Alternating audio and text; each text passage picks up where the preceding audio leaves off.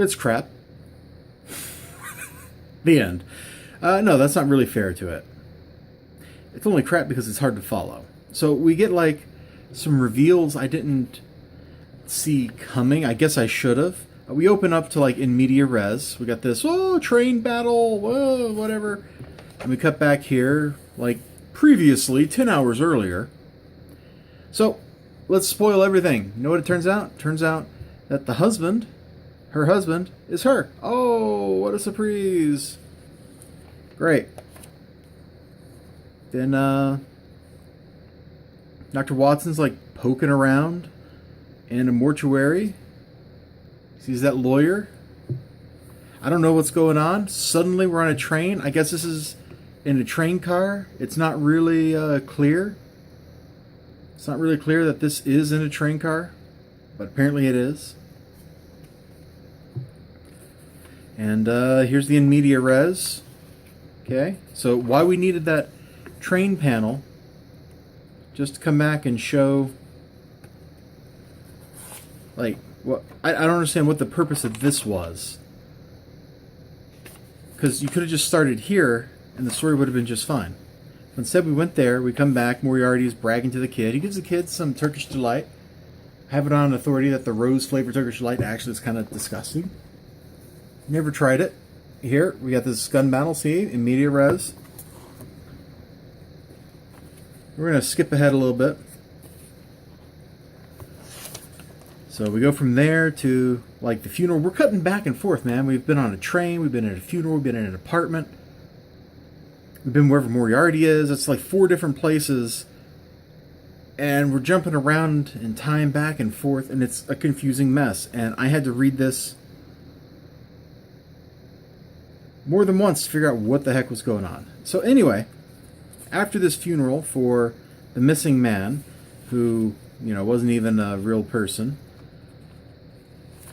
we go back to Holmes's place, where it turns out Moriarty has drugged the boy. Oh, what kind of sicko would do that? So they think it's cyanide, so they formulate a cure for it. You know, it makes sense.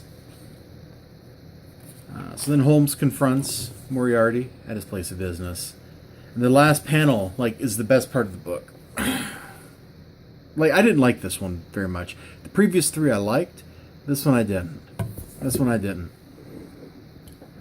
Mainly because it jumped me back and forth purposelessly. Like, if you're gonna cut between this point in time and this point in time and back and forth a couple times, you have to make it, like, important. Like, if you just go, you start out, like, with somebody machine gunning somebody, and then you cut to a picnic 10 hours earlier, and then a page later you cut back to we're machine gunning somebody. Like, there's no purpose to that. There has to be a structure. There has to be a narrative reason, and I didn't feel it here.